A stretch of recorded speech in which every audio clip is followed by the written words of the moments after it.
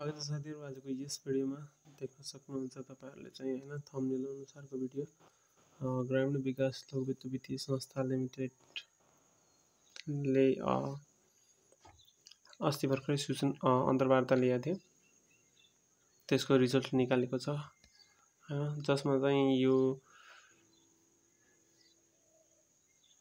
यस ग्रामीण विकास लघु वित्तीय संस्था लिमिटेड प्रधान कार्यालय बुटवल मिति 2081 4 को महीना 23 मा प्रकाशित कनिष्ठ चालक श्रेणीविहीन विज्ञापन नम्बर 06 2081 82 पदको मिति 2082 2 को महीना 6 गतेका दिन सञ्चालन गरेको प्रयोगात्मक यानी कि ट्रायल एक्जाम जो चाहिँ चालकहरुको थियो उहाँहरुको चाहिँ रिजल्ट निकालेको छ। परीक्षामा उत्तीर्ण भएका देहावमका वर्णानुक्रम अनुसारका रोल नम्बर नामथर उम्मेदवारलाई चाहिँ अन्तर्वार्ता परीक्षाको लागि छनौट गरिएको बेहोरा है सम्बन्धित सबैका लागि जानकारी गरिन्छ भने अब उहाँहरुले चाहिँ ट्रायल एक्जाम पास गरिसक्नु भएको छ र अब अन्तर्वार्ता दिन आउनुपर्ने भयो।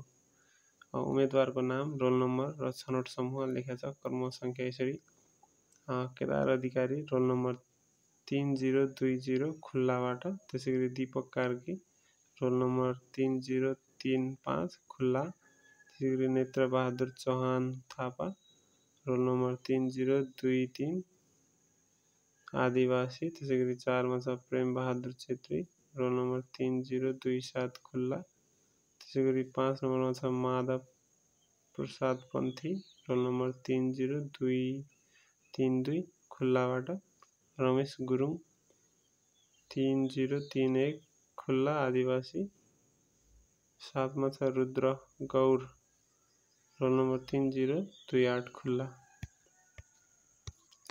यसरी 7 जना चाहिँ पास हुनु भएको छ र अब चाहिँ अन्तर्वार्ताको लागि चाहिँ अर्को सूचना निस्किन्छ। त्यही अनुसार चाहिँ अन्तर्वार्ता दिन जानु पर्यो र त्यसको लागि चाहिँ आफू तयार भएर बसिराख्नु पर्यो। सूचना आउने बित्तिकै तयार भएर टक्क टाइममा गइहाल्नु पर्यो।